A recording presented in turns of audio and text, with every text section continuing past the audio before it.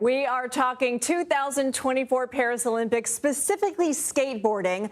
Jagger Eaton took home the silver medal in the men's street skateboarding event, becoming the first two-time Olympic medalist in the sport for Team USA. You're seeing it on your screen now. He won bronze for the United States at the Tokyo Games, and Jagger is here now in Studio 57 with his medal and all. Congratulations. We are so excited for you. You know, when I was watching one of your final runs, one of the coolest moments to me was your reaction when you nailed a trick. What was your reaction in that final and your reaction when you found out you got silver?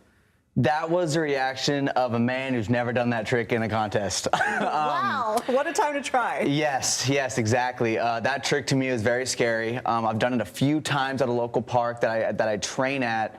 But I knew if I had 3 tries, I could probably commit to it. And if I fully committed, I could probably land it. So that was the time to fully commit. I mean, was this all about risk for you? Was it more about taking risks and seeing what would happen rather than keeping to your safe routine? It was really more about giving 100% of myself. I mean, I definitely went in there with a disciplined routine, and that was how I qualified for finals, right? It was go in there, make the first run ideally. I missed the first run, which was unfortunate, and then make the second run, upgrade the score, make 2 tricks, and then go for kind of the Hail Mary, which was that last trick I did, and I'm fortunate to land it. Well, maybe not everybody at home knows you're from Arizona. I'm an Arizona girl too, and you've been skateboarding from such an early age. What can you tell us about your journey to get here and some of the obstacles you had to overcome? Oh, I mean, in skateboarding, just being a skateboarder, there's so many obstacles. I would say that injuries specifically, I mean, I can talk about the broken ankle that I had going into Tokyo Games, which was really tough.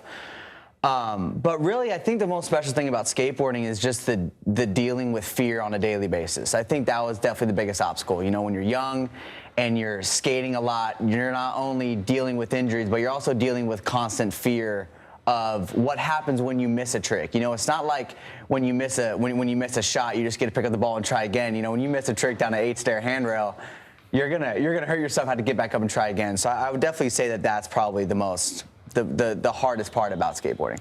What is it like for you to see skateboarding at the level that it is now? Oh, it's amazing. It's so amazing to see skateboarding in the games. It's so amazing to see all of these different countries and all of my homies like skate together on this level.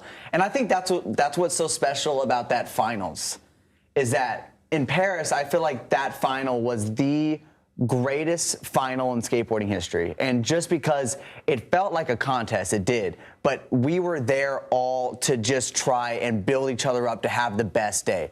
Right, when I even go back to Nigel, like that's like my all-time hero, and I do a lot of his tricks that he did when he was younger. I know Houston won bronze. Yeah, he won bronze, and he skated amazing, you know. But me and him were feeding off each other's energy, and it was like Team USA was together on it. And the fact that we were both on the podium just made both our years. You know, because we know how hard it is just to make those teams. It feels like watching your sport. It does feel like that as a spectator, just seeing you are all rooting for one another. So here you are. I mean, what's next? Or do we start training for 2028?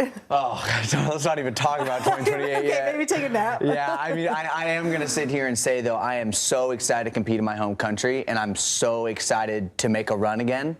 But right now, the whole plan is to rest, heal, and celebrate, hopefully. Yes, celebrate, of course. But really just rest, heal. I haven't been able to really see my whole family in a good amount of months now because of how gnarly the process is just to make the teams. So go back to Arizona and spend some time. Congratulations. We are so excited for you. Arizona's proud of you, and we will be rooting you on in 2028 and beyond. Jagger Eaton, thank you. Thank you so much.